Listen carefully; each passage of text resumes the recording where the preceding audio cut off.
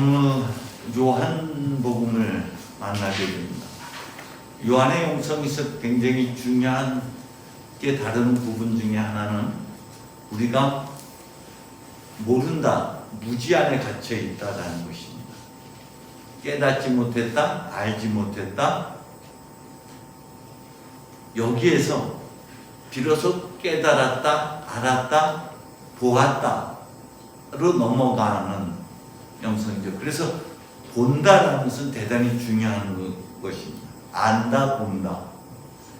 그것은 하나님과 하나님의 생명의 말씀, 그리고 십자가의 자비와 사랑을 알아차리는 것을 의미하고, 그 안에서 우리 자신의 존재를 본다는 것입니다. 내가 누구인지를 알아차린다는 것이죠. 그 빛이 어둠 속에서 비치고 있지만 어둠은 그를 깨닫지 못했다. 그 빛이 생명의 모든 사람을 비추고 있었다. 말씀이 세상에 계셨고 세상이 말씀을 통하여 생겨났는데도 세상은 그분을 알지 못했다. 모름으로 인해서 주님을 배척하고 외면하고 거역하는 삶을 살게 되는데, 이것은 비단 주님에게만이 아니라 주님에게 원형이신 주님을 닮은 자기 자신마저도 외면하고 자신을 배척하고 자신을 거역하는 삶을 살아간다는 것이죠. 그러나 비로소 눈뜨므로, 비로소 알아차림으로, 비로소 보게 됨으로 맞아들이는 삶, 영접하는 삶, 믿음은 이렇게 형성이 된다고 요한은 강조하고 있죠. 오늘 세례 요한을 만나는데, 세례 요한도 그가 예수님을 세례 주기 전까지는 그를 몰랐다라고 표현하고 있습니다.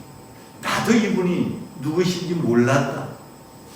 그러나 세례를 베풀라고 나를 보내신 분이 성령이 누군가 위에 내리게 되는 것을 보거든 그가 성령으로 세례를 베푸실 분인 줄 알라. 그래서 나는 과연 그 광경은 보았다, 비로소 알았다 라고 증언을 하는 것이다. 비로소 보고 비로소 알았다. 이것이 요한복음 전체하고 연결되어 있는 부분입니다. 보았다, 알았다는 하느님뿐만 아니라 하느님 안에서 나를 보았다, 나의 실체, 감춰진 나의 존재의 본질을 보았다, 알았다라는 것입니다. 모름에서 알므로 넘어가는 영성을 강조하는 것이죠. 세례 요한은 그가 성령으로 세례를 베푸실 분, 그가 하나님의 아들, 그가 세상의 죄를 없애신 분, 그분이 앞서 1장 전반절에서 말씀하고 있듯이 한처음 모든 만물을 창조하신 말씀이고, 그 말씀이 곧 생명이고, 그 생명이 곧 사람들의 빛이라는 것을 증언하는 사명을 가지고 이 땅에 온 것이고, 지금 비로소 그것을 증언하고 있는 것이죠. 세례 요한은 복음서에서도 자신의 소명, 자신이 물세례를 주는 이유는 바로 이분을 알리려는 것이었다라고 표현하고 있어요. 그래서 세례 요한의 사역은 여기서 종교를 짓기 시작합니다. 이젠 복음의 시대로 넘어가고, 이제는 예수님께서 성령으로 세례를 베푸시는 곧 그리스도이신 예수의 시대가 열렸다라고 말할 수 있습니다. 성령으로 세례를 베푼다 라는 것에서 우리는 들춰내는 장면이 하나가 있습니다. 한처음 어둠이 깊은 물 위에 뒤덮여 있었고, 그 물 위에 휘돌고 있는 하나님의 입김, 숨결이 있었다.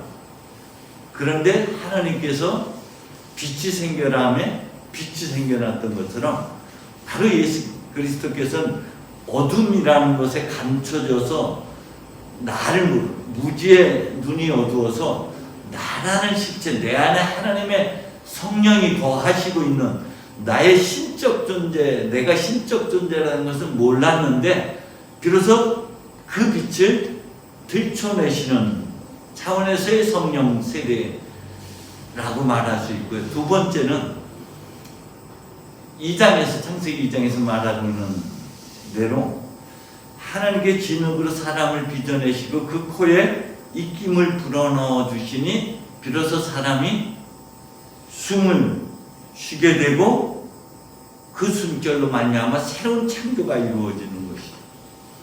십자가에 못 박혀 돌아가셨다 부활하신 예수께서는 제자들 앞에서 당신의 손과 옆구리를 보여주신 다음에 아버지께서 나를 보내신 것처럼 나도 너희를 세상에 보낸다라고 말씀하신 다음 숨을 크게 내쉬시면서 성령을 받아라 라고 말씀하셨습니다. 이 장면과 앞서 말씀드린 창세기 2장의 장면이 겹쳐 있는 것이죠.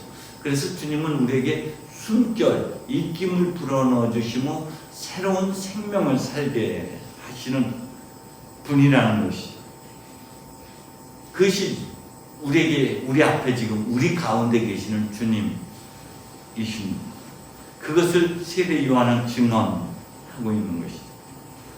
이제 예수께서 다시금 길을 가시는 것을 보고 하나님의 어린 양이 저기 가신다라고 요한이 말하자 두 제자가 예수를 따라 나서게 됩니다. 세례 요한은 목적지가 아니라 여정의 이정표일 뿐이죠. 방향을 제시해 주는 사람인데 세례 요한의 목적지로 우리가 삼을 때가 자주 있어요. 결코 이정표이고 여정에 불과하다는 것입니다.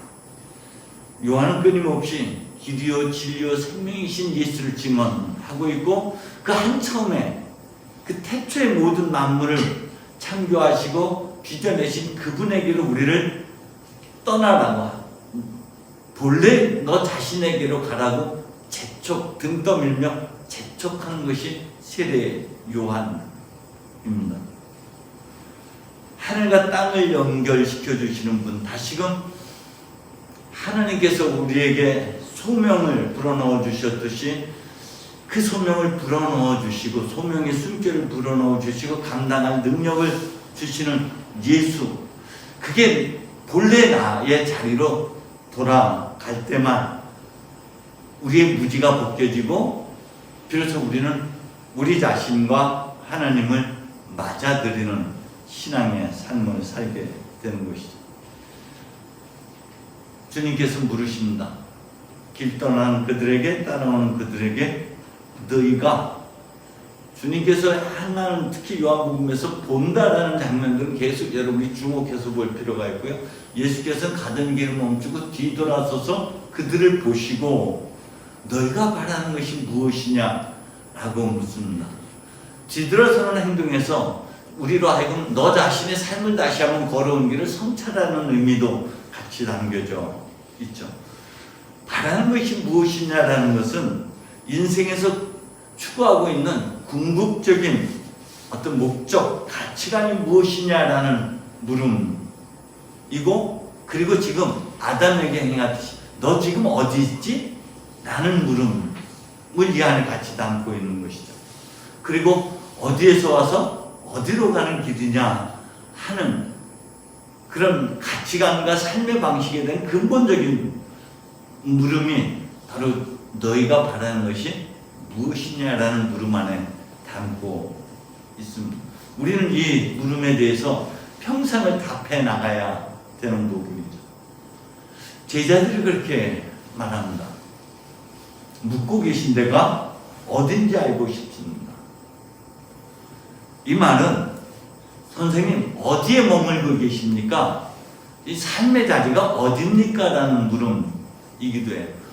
요한복음에서 다시 한번 강조드린다면 머물의 자리, 우리가 머물고 있는 곳은 대단히 중요한 부분입니다. 그 안에 머물고 있으므로 비로소 눈뜨게 되고 그 안에 머물고 있으므로 우리의 결핍이 해결되게 되죠. 특히 요한에서는 우리의 무지나 우리의 모든 것들은 결핍, 사랑의 결핍으로 형성된 죄라고 합니다. 사랑이, 갈급함이 해결되면, 결핍이 해결되면 비로소 우리가 자신의 길을 갈 수 있게 되는 것이죠. 요한에서 말하고 있는 묵고 있는데 머물고 있는 곳, 거기를 누가복음에서는 하나님의 성전이라고 말씀하고 있고 성서라는 것이 강조되고 있다라면은 요한에서는 하나님의 품안, 하나님의 자비와 사랑 안에 있는 것. 그래서 요한복음 15장에서는 이렇게 말하고 있어요. 너희는 언제나 내 사랑 안에 머물러 있어라. 내가 아버지의 계명을 지켜 그 사랑 안에 머물러 있듯이 너희도 내 계명을 지켜 내 사랑 안에 머물러 있어라. 머물러 있는 방식은 주님이 우리를 사랑하는 것처럼 나 자신을 사랑하고 그리고 이웃을 사랑하는 거예요. 그 먼저는 자신을 사랑하는 겁니다. 우리는 자신을 배척하고 자신을 거역하고 자신을 외면하는 삶을 살면서 다시금 벗어나서 하나님의 사랑 안에서 우리가 녹아져 내리고 비로소 사랑이 무엇인지를 알게 되고 그 사랑 안에서 우리 자신을 사랑하게 되는 것이고 그 사랑이 넘쳐서 이웃에게로 흘러 들어가게 하는 것, 그것이 우리가 주님의 사랑 안에 혹은 품 안에 머물러 있는 것이죠. 이것은 우리 신앙생활에서 특히 수행의 여정에서 머물러 있음, 말씀 안에 머물러 있음, 사랑 안에 머물러 있음은 매 순간 필요로 하는 것이고 대단히 중요한 부분입니다. 주님은 계속해서 우리에게 그렇게 말씀하시죠. 내 살과 내 피를 먹고 마시는 사람은 내 안에서 살고 나도 그 안에서 산다. 내가 아버지의 힘으로 사는 것과 같이 나를 먹는 사람도 나의 힘으로 살 것이다. 나의 살과 피를 먹는다는 것은 주님의 말씀과 주님의 십자가의 사랑을 먹고 마신다는, 그것을 내 것으로 맞아들인다는 것이죠. 주님의 사랑을 여러분 어떻게 깨닫고 느끼느냐가 대단히 중요한 것이죠. 존재의 근원이신 하나님 안에 머무는 것. 지금 우리가 그분 안에 있고 그분은 우리 안에 있습니다. 우리가 머물러야 할 것이 바로 그분의 사랑 아니고 품 아니고. 근데 지금 여러분 우리는 어디에 있나요? 그분의 품 안에 있나요? 사랑 안에 있나요?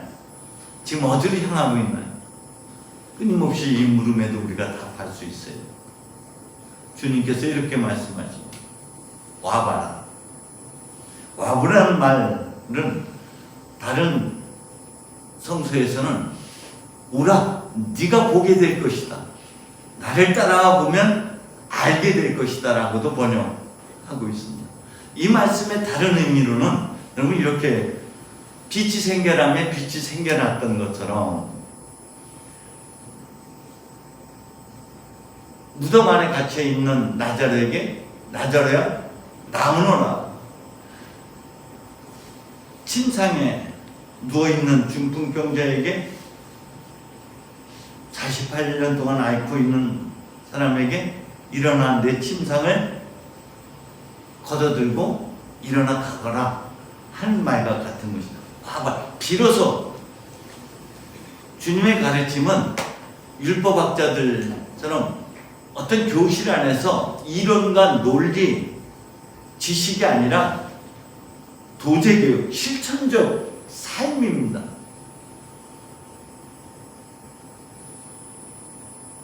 주님의 가르침은 몸으로, 경험으로, 체험으로 비로소 깨닫게 되고 알게 되는 것이죠. 와보라. 비로소 우리가 그 품 안에서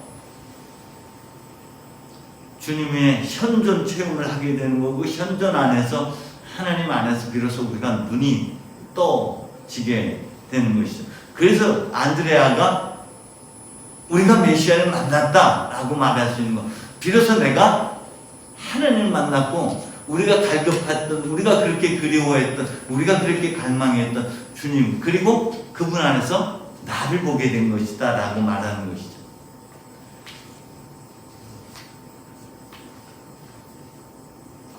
주님은 안드레아는 자기 형 시몬을 데리고 예수께로, 예수께서 눈여겨보시며라고 표현하고 있어요. 앞서도 말씀, 뒤돌아서서 그들을 보시고, 주님이 우리를 바라보시는 것은 겉이 아니라 중심을 보시는 것이죠.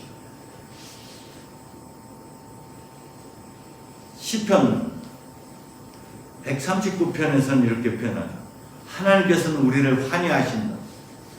하나님께서는 우리가 형상이 생기기도 전에 눈을 당신 눈으로 보고 있었고 우리의 됨됨이를 알고 계셨다. 단 하루가 시작합니다. 이게 주님이 우리를 보시는, 이게 주님께서 우리를 보시는 부분입니다.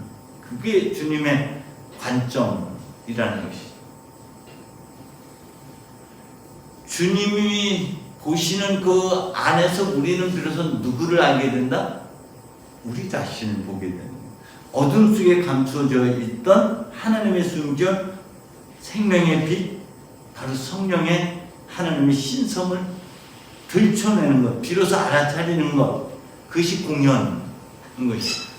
이제 이 공연은요, 우리 자신 안에 숨겨진 하나님을 알아차리는 거예요. 우리 자신 안에 숨겨진 하나님의 성령, 하나님의 신성을 깨달아 알아차리는 것. 2023년도 저에게 주어진 성탄 메시지 중에 하나는 내 안에 빛을 드러내라는 것입니다. 우리는 우리의 어둠 속에 감춰져 있는 신비, 존재의 본질, 하나님의 신비, 이미 소금이고 이미 비친 자신의 존재를 알아차리는 것이 무엇보다 중요합니다. 그것이 길인 것이죠. 그래야지 우리가 사명을 살게 돼. 비로소 우리가 길을 가게 되는 것이고, 나가 누구인지를 아는 것이 곧 진리인 것이죠. 그래서 그 진리를 살아내는 것이 영원한 생명, 가치 있는 생명을 살아내는 일인 것이죠. 그래서 주님은 바로 그 길이고 그 진리이고 그 생명이십니다. 우리가 하나님께서 처음부터 우리에게 이름 지어주셨고 우리에게 성령의 능력과 검을 지어주셨고 그리고 우리를 알고 만국에 빛이 되게 해 주셨습니다. 그것이 하나님께 지어주신 우리라는 인격이에요. 우리라는 존재가 이름은 단순한 호칭이 아니라 그 사람의 인격이고 소명을 담고 있는 것이죠. 우리라는 존재가 그런 존재라는 것이죠.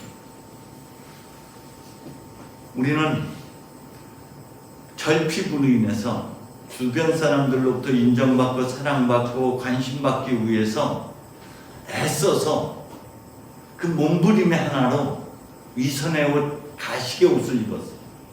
그리고 때로는 주변에 강요에 의해서 노릇의 옷을 입었어요. 종노릇하고 무슨 노릇하고 노릇의 옷을 입었는데 주님의 그 빛 안에서 주님이 우리를 눈뜨게 하심으로 하나님의 현존 안에서 그 옷에 가려서 못 봤던 나의 본질, 내 안에 하나님의 신성을 깨닫고 알아차리게 되는 것이죠. 이번 한 주간도 여러분 나의 신비를 알아차렸으면 좋겠어요. 내 안에 하나님의 신비, 내 안에 하나님의 심오한 뜻과 계획들, 내 안에 숨겨진 하나님의 성령의 능력들, 권능들을 깨달아 아는 그런 한 주간, 비로소 우리를 알아차림으로 나를 깨달음으로 길, 진리, 생명을 살아가는 여러분 되시기를 주님의 이름으로 간절히 소망합니다. 성부와 성자와 성령의 이름으로.